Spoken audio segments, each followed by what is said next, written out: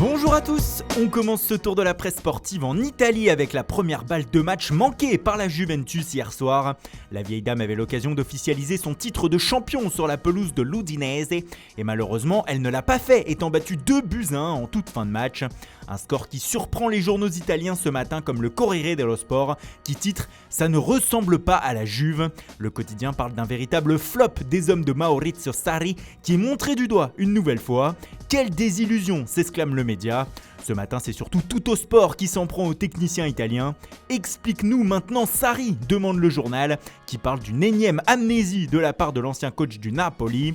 Pour la Gazzetta dello Sport, la Juve s'est offerte un nouveau couac hier, carburant même à un rythme de relégable actuellement, écrit le quotidien.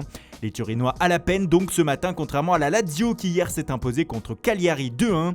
Du coup, les Lazialais sont officiellement qualifiés pour la prochaine Ligue des Champions la saison prochaine. Cela valait bien les gros titres du Corriere dello Sport édition romaine. Mais ce qui fait parler aussi ce matin en Italie, c'est le retour de l'improbable rumeur Lionel Messi à l'Inter. Hier, on apprenait que le père de la star argentine venait d'acheter une maison à Milan. Il n'en fallait pas plus pour relancer ce vieux serpent de mer de la presse transalpine sur la possible arrivée de la Pulga sous le maillot interiste. La Gazzetta dello Sport se demande même « Et pourquoi pas ce matin ?» L'Inter pense toujours à lui, écrit le média, et le président du club Steven Zhang en rêverait. Mais entre le rêve et la réalité, le pas est immense et malgré les tensions des dernières semaines entre Messi et le FC Barcelone, pour le moment le sextuple Ballon d'Or voit toujours son avenir en Catalogne. Direction justement l'Espagne et la presse catalane avec ce matin l'actualité du Barça qui tourne autour de Ansu Fati. Le journal Sport révèle que le FC Barcelone a lancé l'opération blindage de sa nouvelle pépite de 17 ans. Le club voudrait lui offrir une prolongation de contrat et un salaire à la hauteur de son nouveau statut de star en devenir. Surtout les Blaugrana veulent empêcher de nouveaux assauts sur le mercato pour Fati, comme ce fut le cas de la part de Manchester United. Sa clause libératoire pourrait donc être relevée à 300 millions d'euros. Sport nous informe aussi ce matin que le dossier Lautaro Martinez se complique pour le Barça. En effet, l'Inter aurait entamé des négociations avec son attaquant argentin afin de lui proposer une prolongation de contrat, ce qui pourrait embourber encore plus le dossier.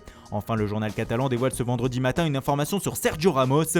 L'emblématique capitaine du Real Madrid est actuellement en négociation avec le club merengue afin de paraffer une prolongation de contrat. Il voudrait 2 années de plus et un salaire de 18 millions d'euros par an, ce que n'a pas accepté encore le Real.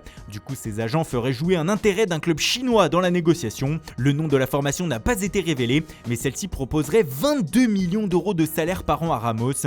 La partie de bluff a commencé entre le Real et son joueur. Les champions d'Espagne qui gardent un œil aussi sur la situation de Kylian Mbappé. Le prodige français a annoncé mardi soir qu'il allait rester une saison de plus au Paris Saint-Germain.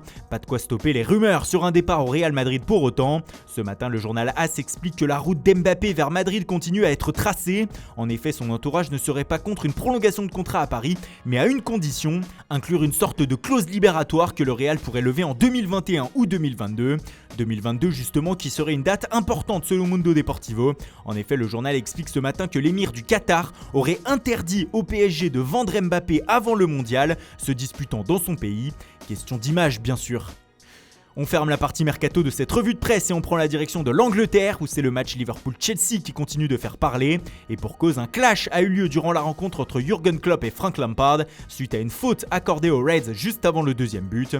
Ce matin, les tabloïds, notamment le Daily Star, s'amusent à afficher en une ce qu'aurait dit le technicien des Blues à son homologue allemand. Il s'en serait surtout pris aux arbitres et aurait estimé que le titre de champion d'Angleterre de Liverpool leur donnait pas mal d'avantages vis-à-vis du corps arbitral. Bien sûr, on vous passe les insultes affichées en une du Daily Star ou encore du Daily Mirror ce matin, mais c'était chaud et cela ne devrait pas être sans conséquence pour Lampard. Et on termine par l'événement de la soirée en France au Stade de France. Ce soir, le Paris Saint-Germain et l'AS Saint-Etienne s'affrontent en finale de la Coupe de France pour ce qui est le premier match officiel de football dans l'Hexagone depuis la mi-mars. Le foot est enfin de retour, s'exclame le Parisien ce matin. La finale se jouera devant 5000 spectateurs et constituera le coup d'envoi de, on l'espère, un retour progressif du foot à la normale dans notre pays. Alors on n'a plus qu'à vous souhaiter un bon match à tous. Voilà, c'est tout pour aujourd'hui, merci pour votre fidélité, bonne journée à tous et rendez-vous dès demain matin pour une nouvelle revue de presse.